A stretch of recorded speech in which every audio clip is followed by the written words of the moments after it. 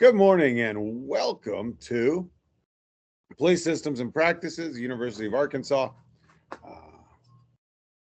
Fort Smith. We are coming into week 5, but let's go over week 4 real quick before we get too far into this. So the quiz, the average score was an 80. An 8.04 out of 10 were correct. Average time spent on the quiz was 8 minutes, although you had 10 minutes to do. 6 people felt that this quiz was rather easy. And there was one person that thought it was hard, or the analysis shows that one person thought it was hard. There were 24 completed attempts, which means 3 people didn't do the quiz, which dropped our average and our mean. So let's just get through it, start through this, because there were a lot of missed questions. So the three main exceptions to the exclusionary rule are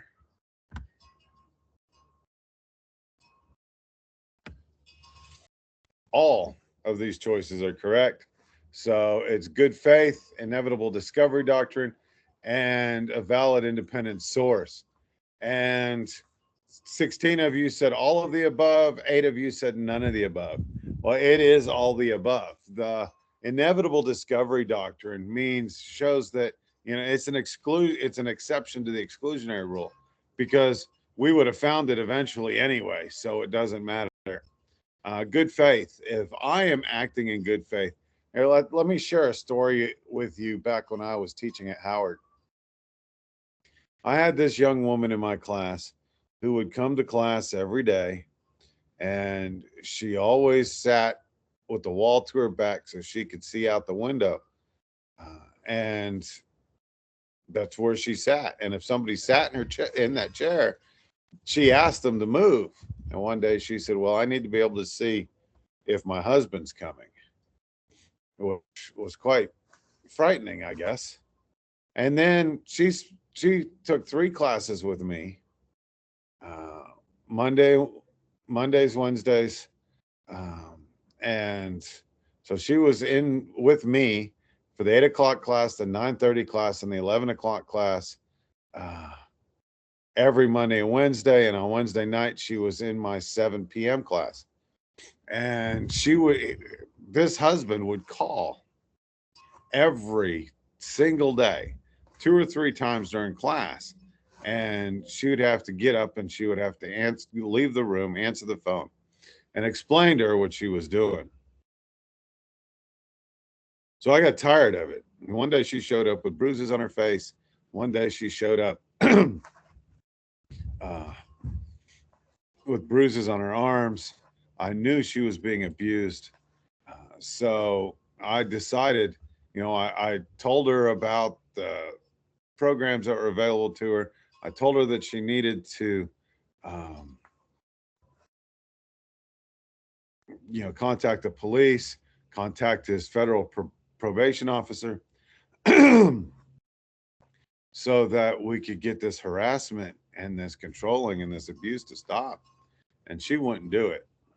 So one day I picked up the phone and I said, "Hello, this is so and so's phone. How can I help you?" And he goes, "Put my wife on the phone." I said, "Your wife is in class, and you need to leave her be, because she's not doing well. And because she's constantly having to get up and leave. She is with me every day from 8 o'clock to noon. Just leave her be." And so, and I said, "Do not call again while she's in my class. You're disturbing my class. I'm just going to start collecting everybody's phones." What I didn't know was that he was the nephew of the provost of Howard. So I get called onto the carpet for violating FERPA. Okay. So apparently, according to FERPA, I cannot acknowledge that any of you are in my class. But I was acting in good faith to protect this woman that was being abused. So I sat there and I looked at this woman,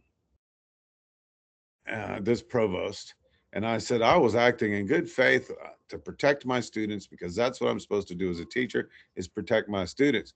And she goes, no, we're going to terminate you because you violated FERPA and we could get in trouble for violating FERPA. I said, A, I didn't violate FERPA. B, you're not going to terminate me. And she said, watch me. I said, watch me. Here, I picked up my phone.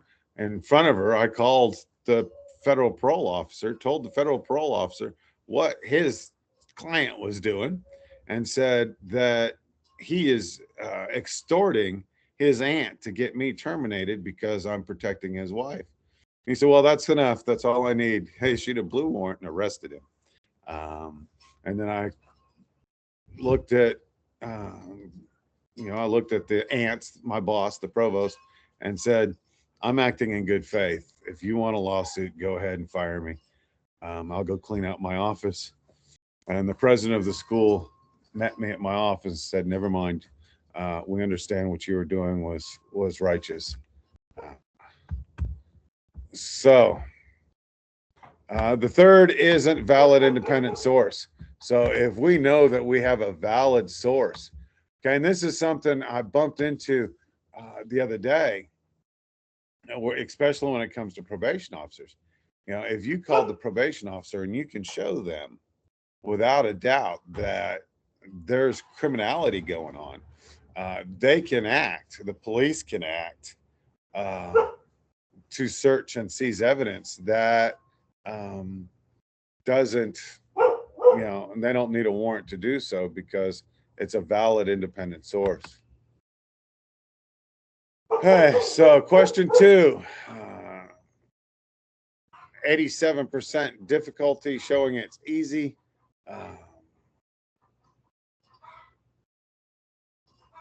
9 of you got this question right. And it's the precedent case for the legality and the restrictions on stop frisk, and it is Terry v. Ohio. So everybody got that one right. Everybody knew that one. Question 3. Question 3. All of you got this one right. So the traditional standard against which to measure reasonable police force is all the above, the severity of the crime, whether the suspect is actively resisting arrest or attempting to flee, whether the suspect poses an imminent threat to public offenders. There's an additional one there, and that is the reasonableness. Okay, what would any other reasonable officer do in the same situation? Question 4, detention without probable cause is factually indistinguishable from an arrest, is known as a blank arrest, de facto. De facto is a cool Latin term for in fact. Okay, so if the suspect or the person, the individual being detained thinks that they're being detained, they are in fact or de facto being detained. If they believe that they cannot leave, then they are being detained, regardless of what the police think. Question 5, if officers are not aware that they are violating someone's constitutional rights, they are acting in good faith. Say, because back to my story on FERPA, I didn't realize, or I didn't know what I was doing violated FERPA. I didn't know that it violated this student's rights. I find that really interesting that the husband filed a FERPA violation against me for telling him where his wife was. But he was demanding to know where his wife was. It was just, if you're acting in good faith, it is a justifiable exception to what you're doing. Question 6, making mandatory the application of a form of force in all arrests, such as handcuffing, conflicts with the Fourth Amendment objective reasonableness standards of force, is true or false? The correct answer is true. Okay, but handcuffing is at the discretion of the officer uh, for his safety and what he believes. Question 7, probable cause is less demanding standard than reasonable suspicion. And that is false. Lost my mouse. There it is. Question 8. A de facto arrest is a detention without probable cause that is factually indistinguishable from an arrest. That is true. Question 9. Officer needs not know their jurisdiction, substantive or procedural criminal law because that is the domain of the local prosecutor's office. That is false. Question 10. Each item may be matched once, and this was the matching. Uh, a lot of you guys are having problems with these matching. Uh, this one, well, 8 of you got it right. So, and it gives you partial credit for the match. Uh, you're going to have to really read the chapter in order to get these matching questions right.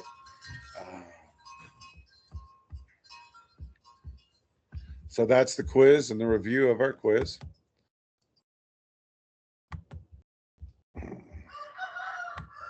The discussion this week was about Abner Louima and the world of Abner Louima and what happened to Abner Louima. And all of you agreed that it was disturbing, that it was disgusting, that it was upsetting, and it made you sick. Well, I think, and I shared this in my discussion posts, that I believe that this post was to show you about the blue wall of silence. And there's a gray wall of silence, or whatever color the correctional officers wear. I know if you look at the flag of all of the responders, you know, fire department is red, police department is blue, nursing has a color, corrections is gray. So there is a blue wall of silence and a gray wall of silence. And I think that this story and what happened in New York and in the 39th precinct and the 70th precinct in the 80s and 90s under Giuliani time showed a whole lot of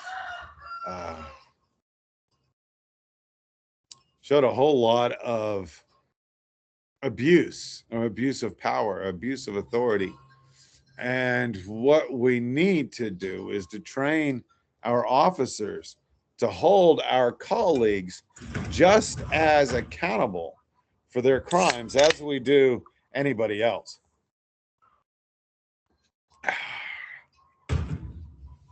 So it's vitally important that we do this, that we show that as officers, we take an oath to enforce the law, to defend the Constitution, to protect the weak from the predator, the innocent from the predator, the weak from the strong. These are oaths that we take. These are promises that we make. And then we turn around and we let the officers be criminal. And I find that extremely, extremely harsh and sad.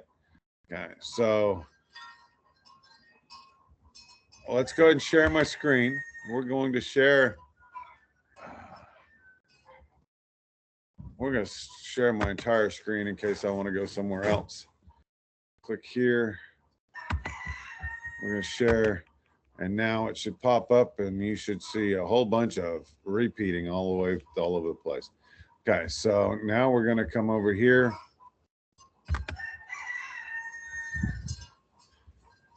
And we're going to go to week 5. Week 5 is patrol. It is the backbone of policing.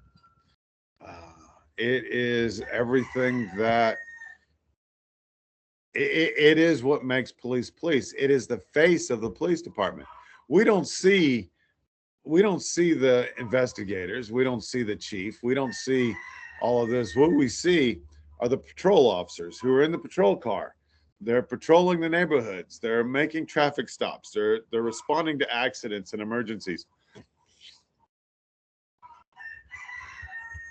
They're doing all of these things. The quiz is there. The discussion for this week is, which is the most effective method of patrol? Foot patrol, bicycle patrol, one officer, two officer, vehicle patrol, or some other method. Defend your position. Okay. You must submit your original response by Wednesday. I will be in the forums on Thursday answering questions. I will go into and I will check everybody's research project. And I got my review back from the fall. And one of the comments was that there's somebody who does not like the discussion forums. Well, the discussion forums are how we determine that you are a content expert on the material. It gives you the opportunity. It's kind of like a flipped classroom. It gives you the opportunity to teach the class about this particular subject and this particular topic. I know it's boring and the responses are boring and all you get is great post. I like that you said this, that, or the other. And there is no real substantive exchange. Well, the fact that happens is a shortcoming of the professors. If the professors are not grading you properly on your responses, they're just giving you the points, you're going to think that's all you have to do. Some of you have experienced that you don't get full points for just saying, great, I like this or I like that. You know, in order to get full points on your responses have to be, your content knowledge will be docked because you're not substantially adding to or contributing to the discussion.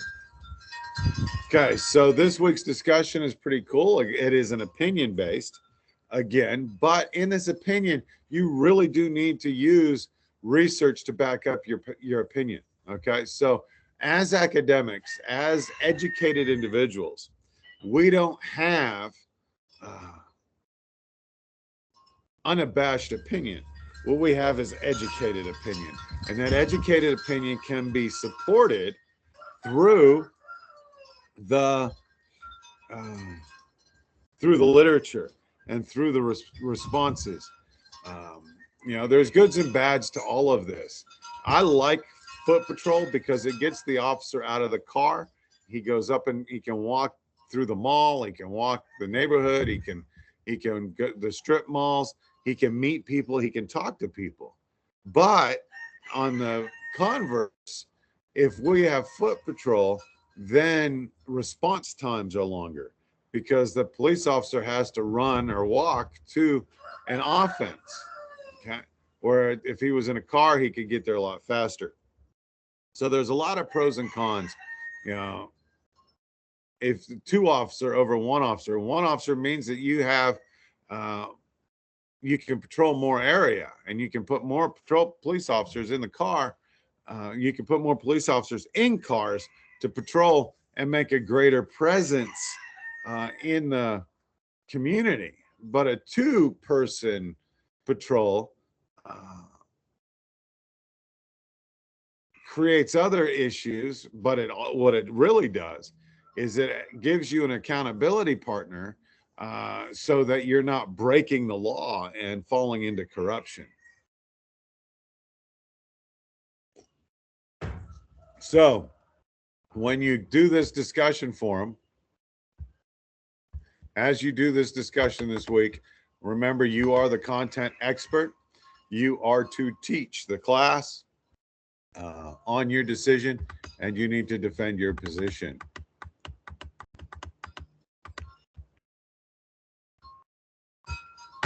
So let's watch our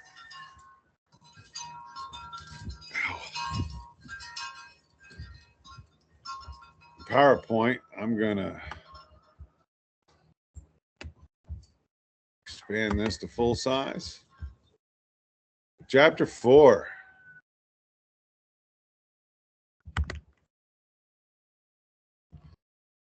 So the patrol service has been described as the backbone of policing, which I've already introduced. They are the most valuable the group within policing. Patrol techniques and strategies are examined. They include results of the classic Kansas City preventative patrol experiment. The chapter concludes with a discussion of patrol and community policing. Okay, and getting out of the car.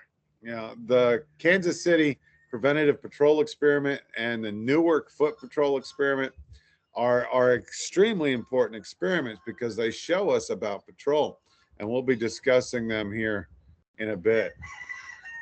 So the importance and place of patrol and policing, it's for identity and importance. Okay, police on the street, police working a beat, police walking a patrol, driving a patrol, they have a presence. And as I mentioned a couple of weeks ago, police officers on patrol help displace crime.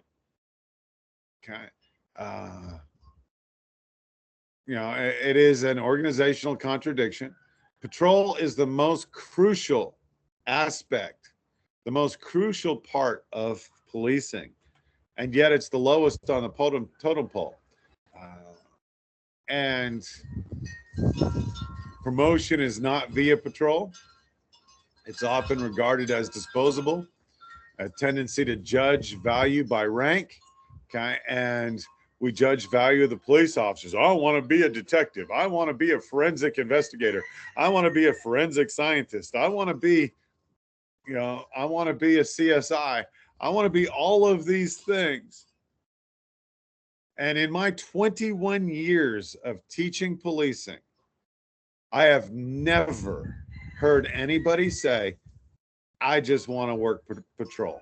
Nobody wants to do it. It is hard. It is difficult. You deal with people at their very worst moment.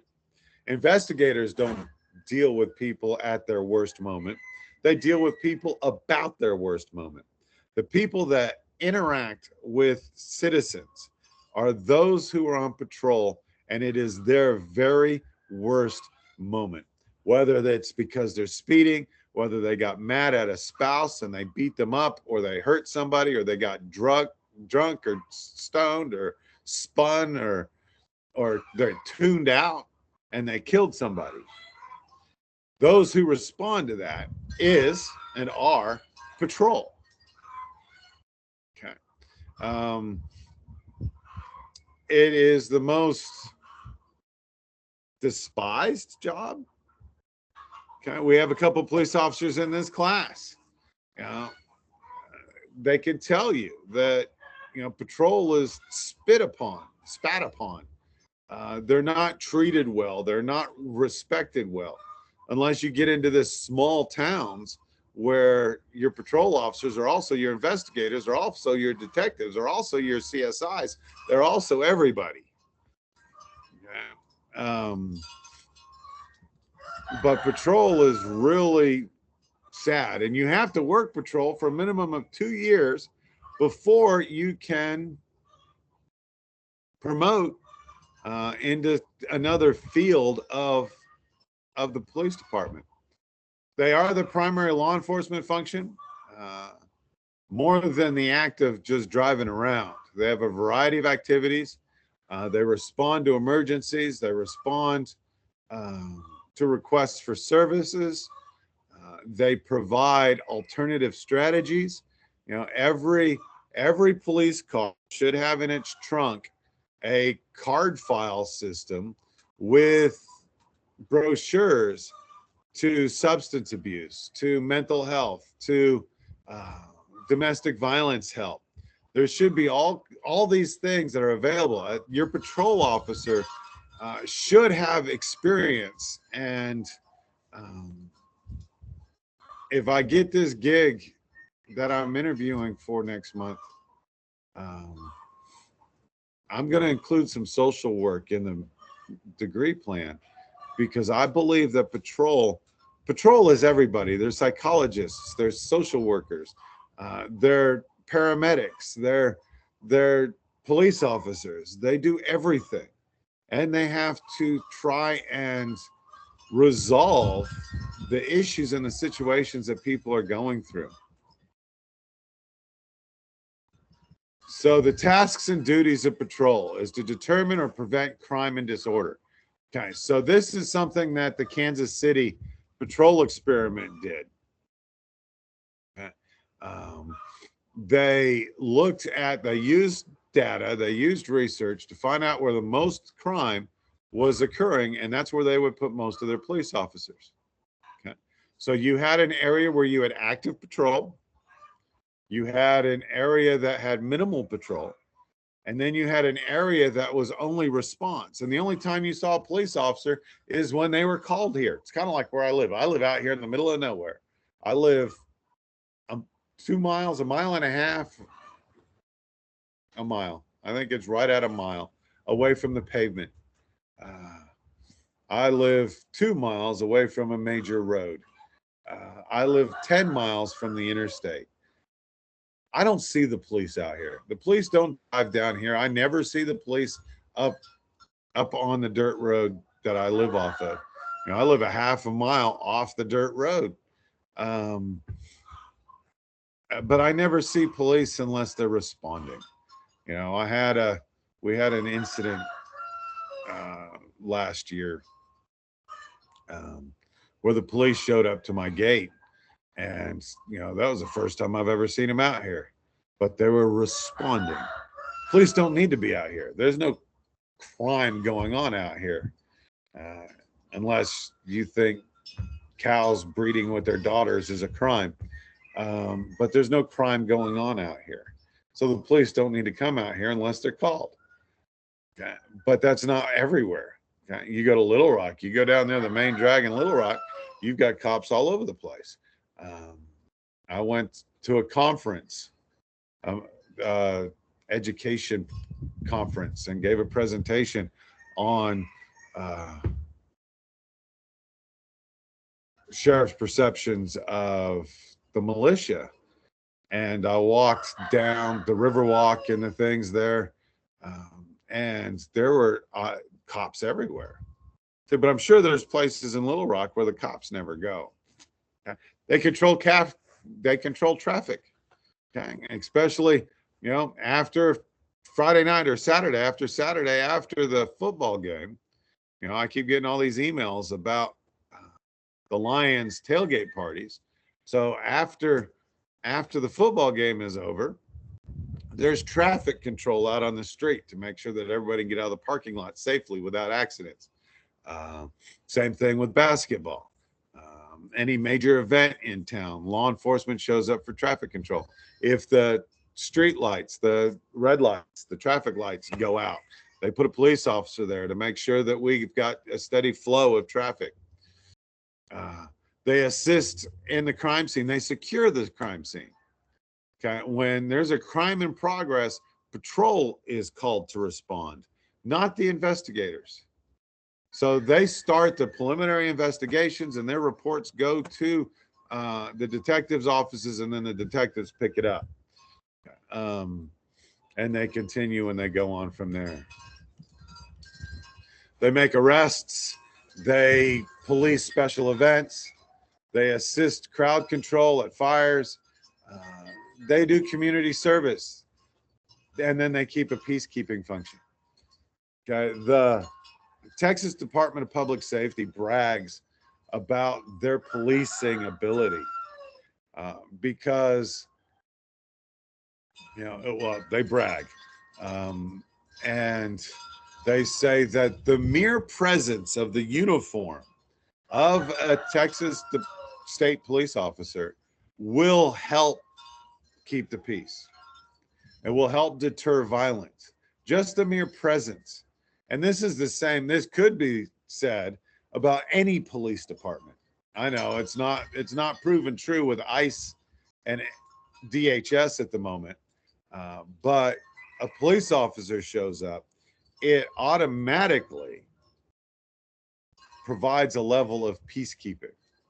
And then there's community service, and I think I shared this. I called the police department 3 weeks ago. And I know I shared this story. I called the police department 3 weeks ago and asked for a welfare check for one of my inmates' mothers. It came back that his mother had passed away and was found dead in her bed. And then I did another welfare check. Police went over to her house and she was fine. Okay. And this is part of community service, because the police officers are supposed to care about their community. Okay, so patrol methods are dependent upon the needs. Okay, so that river walk down there in Little Rock, you're going to want police officers walking it because of all the people that are there. Okay. Foot Patrol creates representative maps. They allow community surveys. They allow community participation, that you can recruit a range of individuals, and there's a variety of approaches. Okay, so Foot Patrol, helps increase your visibility and gives your police officers an opportunity to talk to people. I challenge police officers that finish my classes, and the police officers that are in my class right now, I challenge you to get out of your car and go talk to people. When I was down at Sul Ross, I got with the chief of police, and every police officer in the police department was required to spend 1 hour a shift in the downtown area walking the streets. They've got all these cute little stores and the courtyard, and downtown Alpine. Granted, Alpine has 7,000 people in it. And then when the school shows up, it's about 13,000 people. And then there's the Chili Bowl days down in Terlingua, and it goes up. The population goes up during the summer because it's right on the edge of the Big Bend National Park. And there's a lot of hiking and camping, and there's all kinds of things that are going on all the time. And we've got a lot of strangers and a lot of other people in town. So I said that I believe that if you get police officers that are walking the streets, it's going to deter crime, it's going to deter drugs, and it's going to move it south of the tracks, outside of where the tourists are, outside of where the businesses are, outside of where the people are spending time with their family. And it did. Crime actually went down with increasing Foot Patrol. Automobile Patrol. Okay, so these are assigned vehicle programs. Every police department that I've dealt with, Abilene, well, not San Angelo, but Silver City, Midland, Odessa, everybody is assigned their own police car, and they're allowed to drive their police car home, and they can park their police car in front of their house. And this idea of parking police cars in the neighborhood is part of the displacement theory. Okay, San Angelo, you had to go to work, park your car, and then you had a car issued. NYPD, you get your cars issued every shift, and it could be a different car every shift. I don't know how Fort Smith Police Department does it. Based upon the population, I'm sure that they have assigned vehicle programs. Okay, well, if you don't have an assigned vehicle program, primarily assigned vehicle programs are also one officer patrol, where they're shift assigned units. Then you normally have 2 officers in each vehicle. In-car dash cam video, we've got body cam video, we have GPS, so every car now has GPS, which is pretty cool because I shared that story about me when I was in the Explorers and I didn't radio in. nobody knew where I was, and they just left me in that hotel room for 8 hours because I didn't radio in. If they don't hear from you in a little while, they can pull up the GPS and they can tell exactly where your car is. And that's where you can start your search. I know when I was an investigator for Child Protective Services, I had my cell phone and I had this emergency pin that I could plug into the bottom of my cell phone. And if my phone ever lost service, or if I pulled that plug, it automatically set up a GPS and they'd sent the police to where I was at. If they just lost signal because of the rural jurisdiction I was in, if I just lost signal, they'd try to call me, and they would wait an hour and a half before they sent a police officer to the last place my phone was recognized. And you know, a lot could happen to a person in an hour and a half. But if you pulled the rip cord, you pulled the emergency cord, they dispatch state, county, and local city police immediately, and everybody shows up.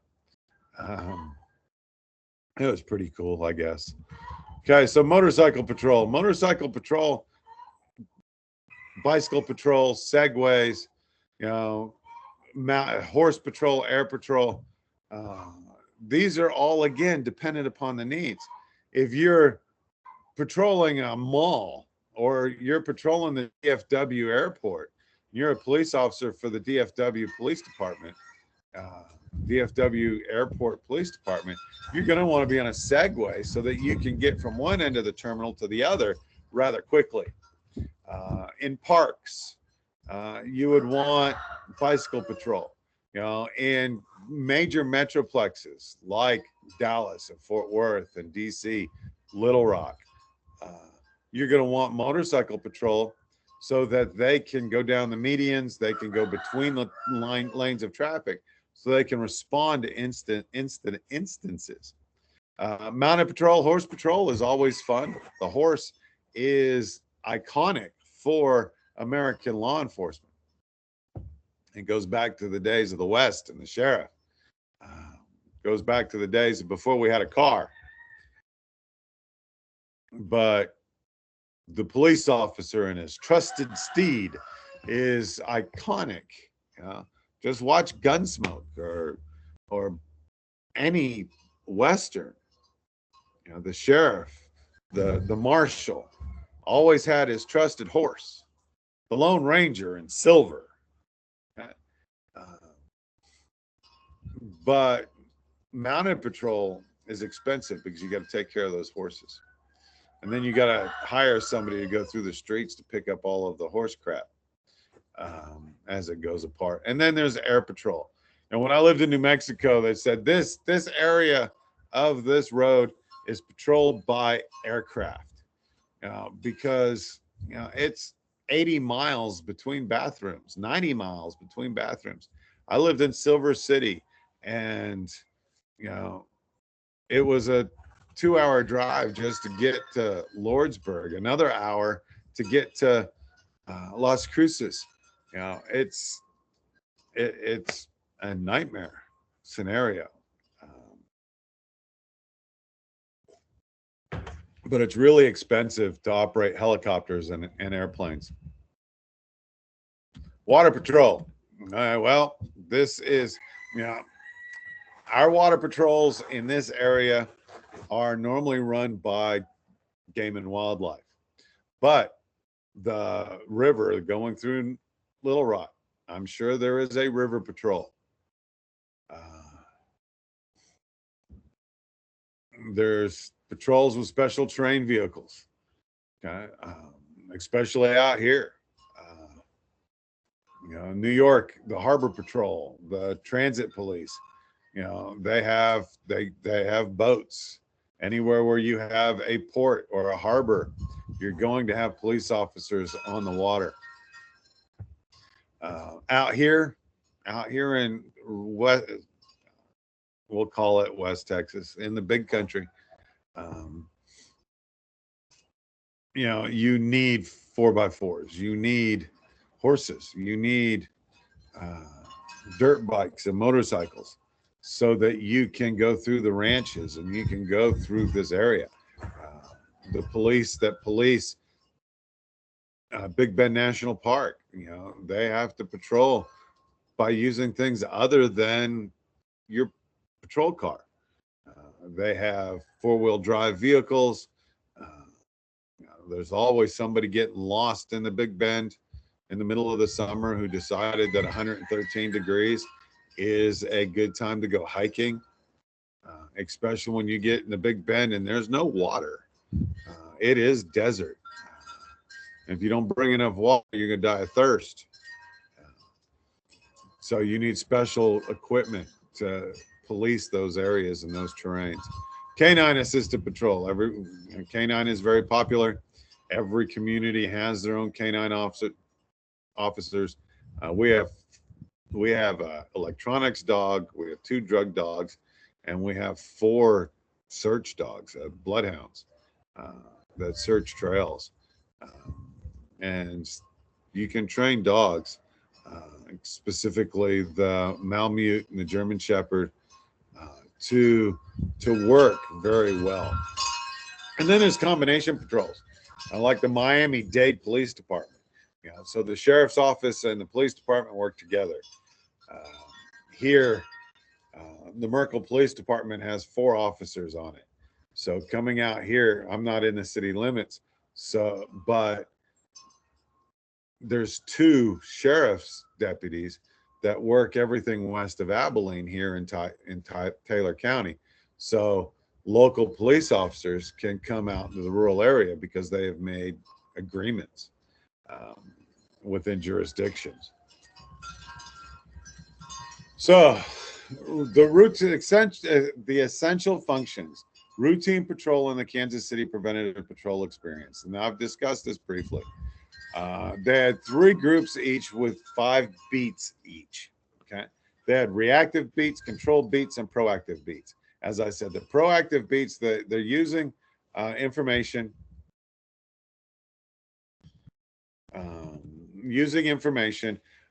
on where crimes are. They increase the amount of patrol in the proactive beats. The control beats, they left just the way that it was. Okay, they didn't change the way that they conducted patrol. That was the control, to see if there was a difference between responses and response times and all of the things. And the third was a reactive beat. They only went into these beats, they only went into these areas when they were called. Okay, so you have these 3 groups and they're experimenting and they're trying to find out, and you've got your control group. So you've taken all of the officers that you would put in the reactive beats on regular patrol and you put them in the proactive beats. And what we found, there was no measurable effects on crime. There was no effect on the fear of crime. There was no change in the attitudes of policing. Police response time wasn't changed, and traffic accidents didn't lessen. The Kansas City Patrol Experiment showed that it does not matter what you do, it has absolutely no effect on crime.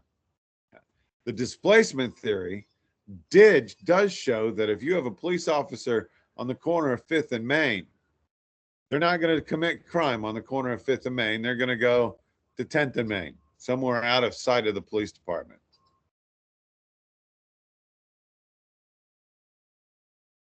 So how it worked was, an area and shift assignments. It's proportionate assignments. Police departments like to brag about their response times, their discovery of crimes, their involvement in crimes, and the differential police strategies. So if you guys feel like it and you're bored, you can go YouTube the Keystone Cops. So what the Kansas City Police Patrol Experiments told us was that there's absolutely no difference in the high-tech policing that we do today and the Keystone Cops. But some of the patrol techniques and strategies is a split force patrol. We want a continuous presence. Okay. So instead of having cops working 8 to 5, we're having them work uh, around the clock. If there's hot spots and we've got a whole lot of abuse, a whole lot of things going on, uh, we've got a lot of drug deals going on, we've got a lot of overdoses showing up in a particular neighborhood, we're going to increase patrol there. We're going to saturate our police presence in hopes of displacing that criminality. And then there's directed patrol, and this focuses on specific agency goals. Okay, so I have an agency goal. Okay, so what I've done, and the prison is just a microcosm, it's a miniature city. Okay, and so the correctional officers are the police. You've got your courts, you've got your captain, your disciplinary captains, you've got your lawyers, you've got uh, you've got the administration, then you've got me, and I am. You've got education, you've got schools, you've got me, which is about rehabilitation, and it's about faith-based initiatives. And one of the programs that I've started is a recovery team. Okay, so my prison in 2 Building has a horrible problem with substance abuse. Okay, so 2 Building is in the back of the prison. We don't have staffing to man that tower, so people use drones to smuggle drugs in, or at least that's the excuse. I think that it's officers that are smuggling drugs in, and so there's a large drug problem in 2 Building.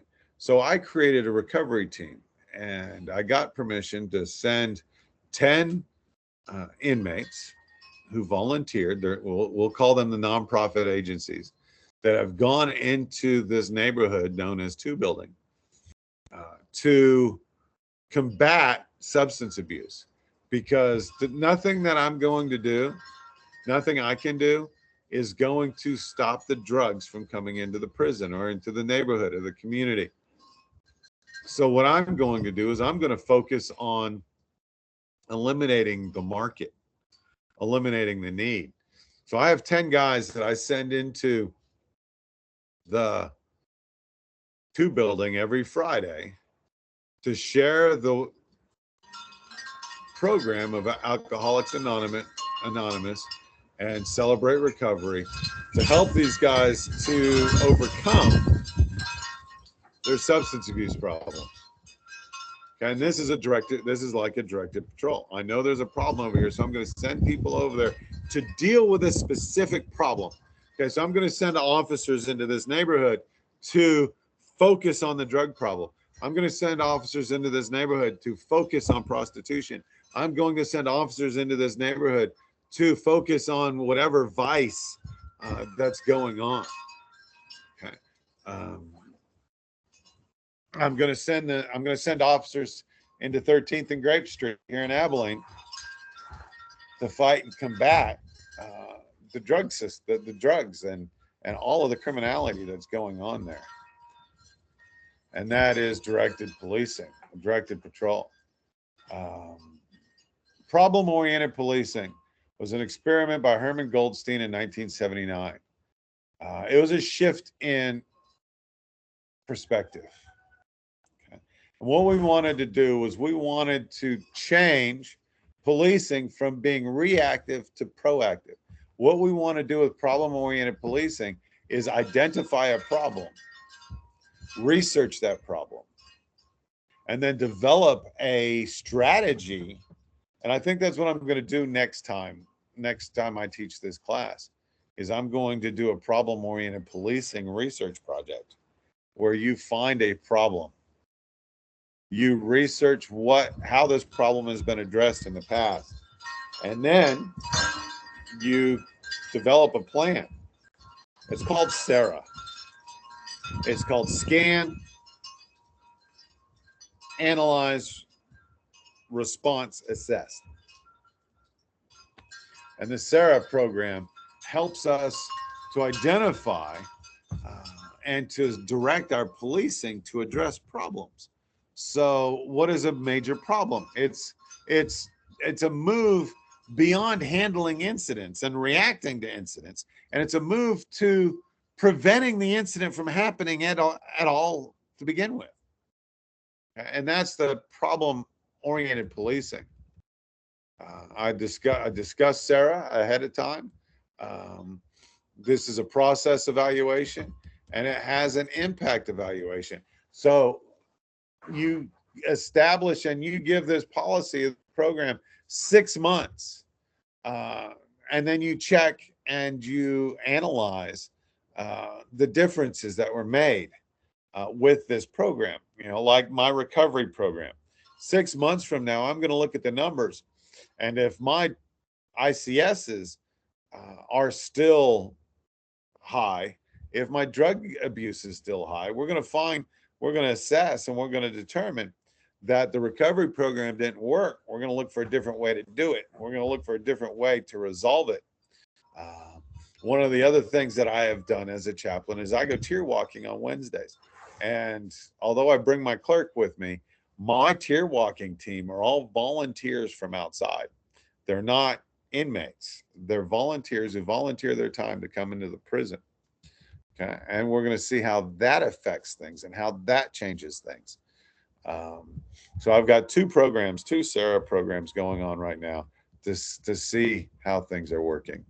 So officers on parole serve many functions. Between 80 and 90% of their calls for service are non-criminal in nature. Okay, crowds may be classified as self-controlled, active, or explosive. What's going on in Minneapolis are active crowds and explosive crowds.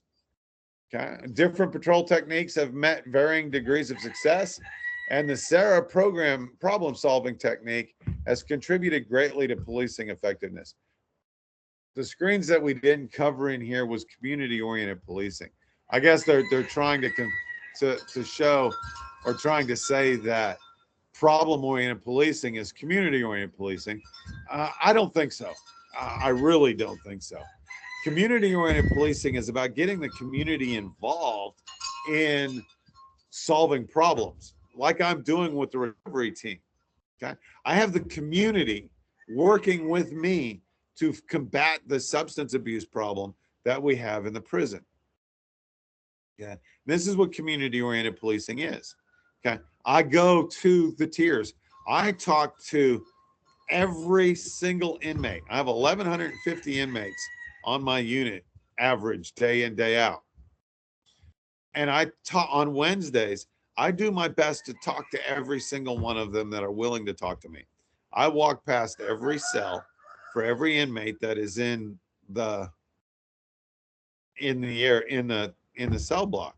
You know, this past week I spent a lot of time with the G4s, and I didn't make it over to the G1s and G2s in 5 building.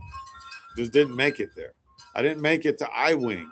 You know, I hit 3, 6, I hit 8 wings of 84 inmates per wing, and SEG. My SEG has 7 cells. So every Wednesday I talk to a lot of guys, and this is community oriented policing. You know, I go up there, hey, how are you doing? What can I do? What can the chaplaincy do for you?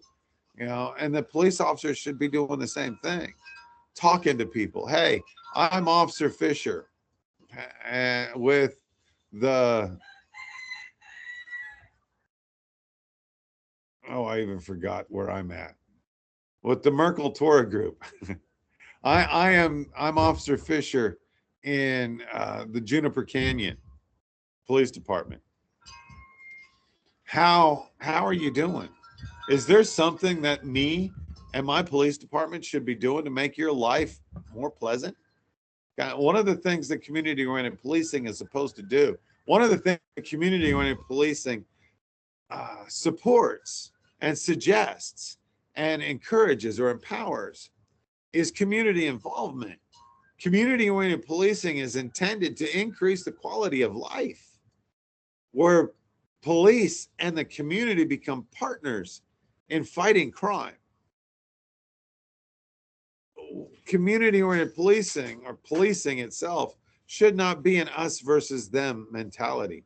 It should not be, oh, we're police, they're suspects. Okay, the us versus them doesn't work. It doesn't help the community to become any better. It doesn't help the community to become more vibrant. It doesn't help the community in anything that it does. If we have an us versus them mentality, all we do is lose, and everybody loses. So that's my discussion for this week. I'll see you in the forums. I'll see you in the forums. And I'm hoping that all is well. And, you know, it looks like springtime is here. So we'll move on. And I am going to stop recording now. I will post this in the weeks and in the Lion's Den and on my YouTube channel.